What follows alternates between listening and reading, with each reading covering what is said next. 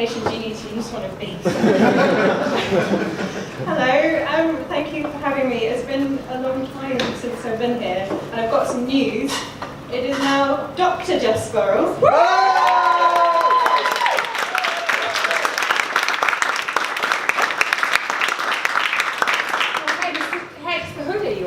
Oh, yes, and the festive hoodie, because what's more festive than the Doctor Who Christmas special?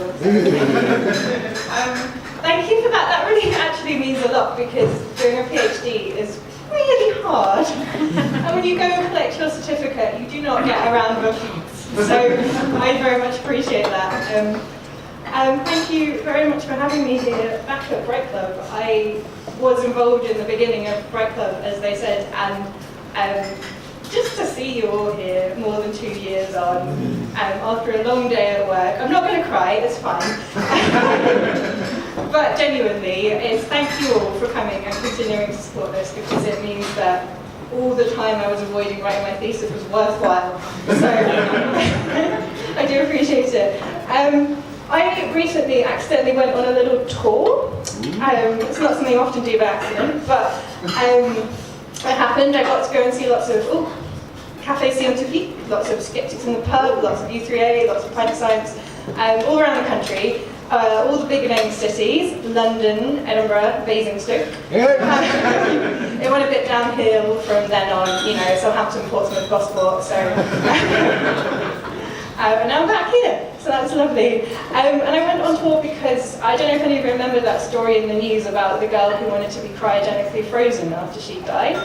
But that happened, and I studied cryogenic engineering. And so people wanted to know about this. They wanted to know about cryogenic engineering. They thought, we'll get an expert in, because some people still value experts, which is nice to know. So I went on this tour, and people wanted to know about freezing dead people, and there was a slight problem with this, which is that freezing dead people doesn't work, so it's not something that we do.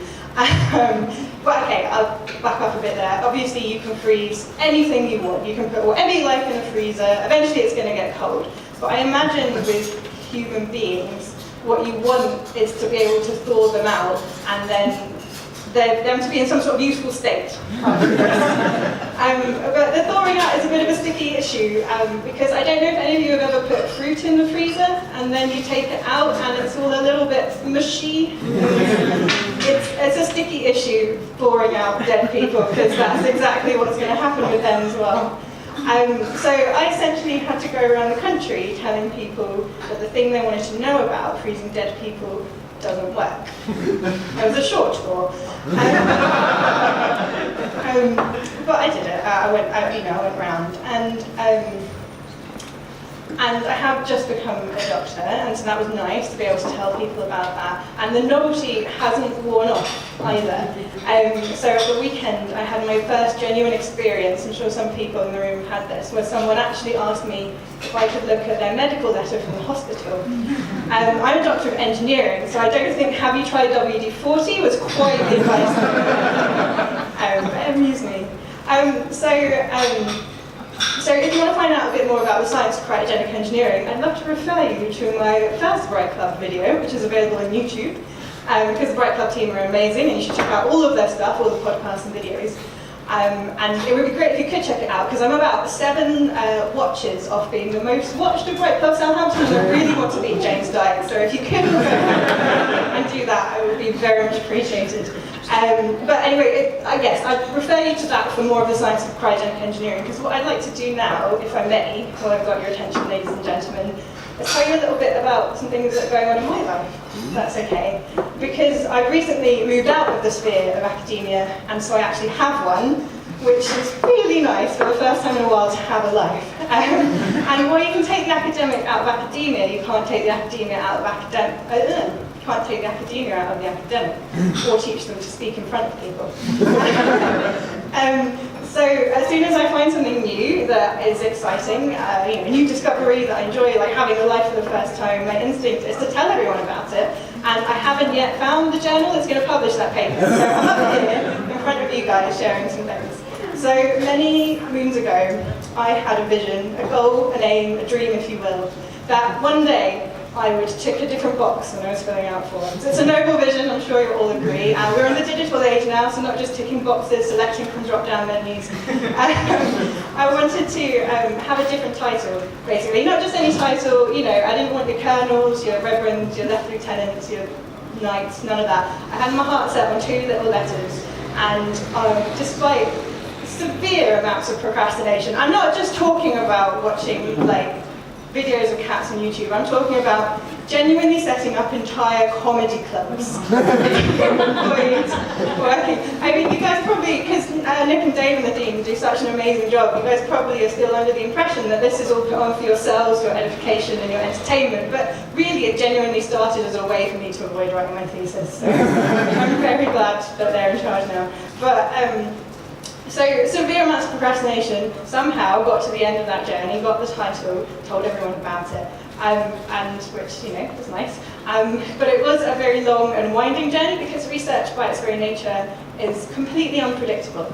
And not just in terms of the actual experiments or theoretical stuff that you're doing, although that is unpredictable. My entire thesis, for example, was based on measuring something that we measured for the first time by accident because of my supervisor's dodgy soldering. It's genuinely true.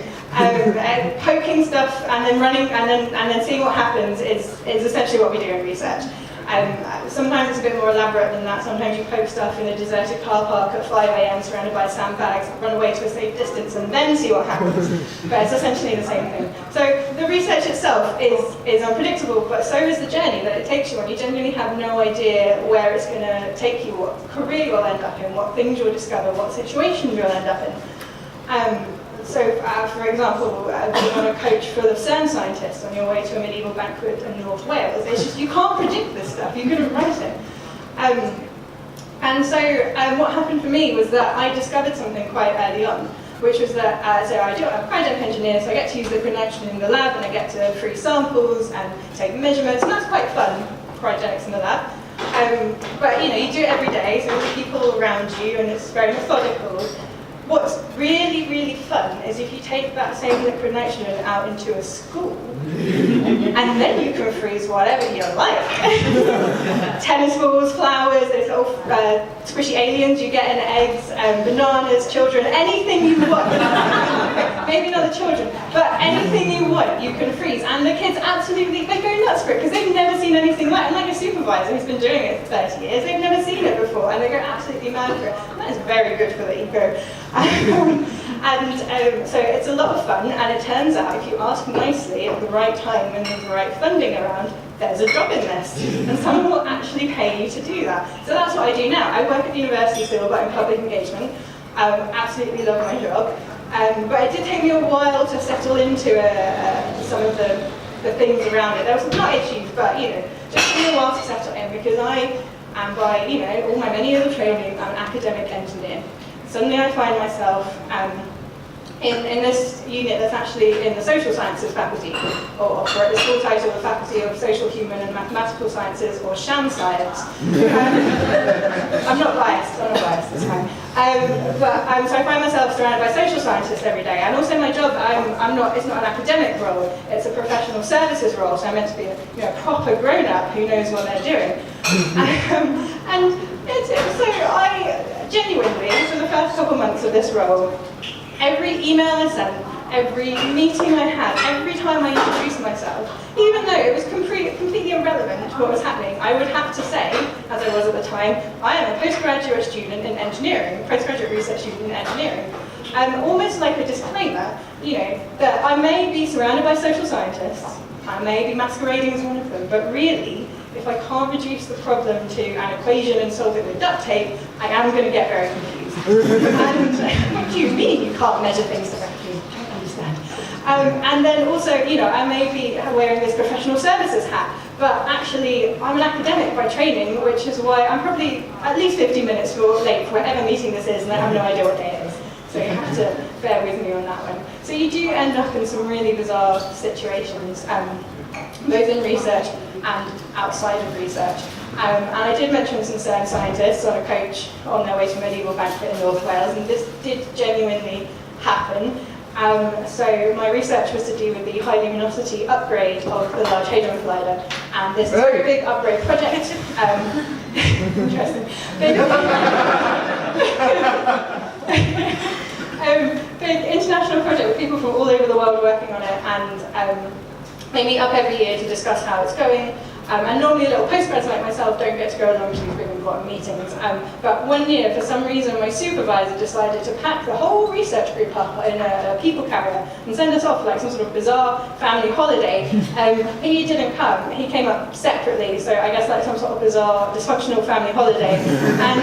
And sent us up to this meeting, and it was a bit like a conference over a couple of days, and they always have a big meal at the end of conferences, and some of you may know they tend to try and outdo each other with the big blowout meal at the end, make it bigger, better, faster, stronger, more novel, whatever it is. And so this time it was a medieval banquet in North Wales, so they packed us all off on a coach, all these important. So I never thought I would see some quite senior people at CERN quaffing ale, toasting wenches and listening to Greensleeves whilst it was being played on a lute. It's just not something you expect. In fact, if there was anything I expected to see less than that, it was probably the coach full of CERN scientists on their way back from the medieval banquet in North Wales, sleeping very peacefully, apart from a bunch of rowdy French particle physicists at the back singing very loudly.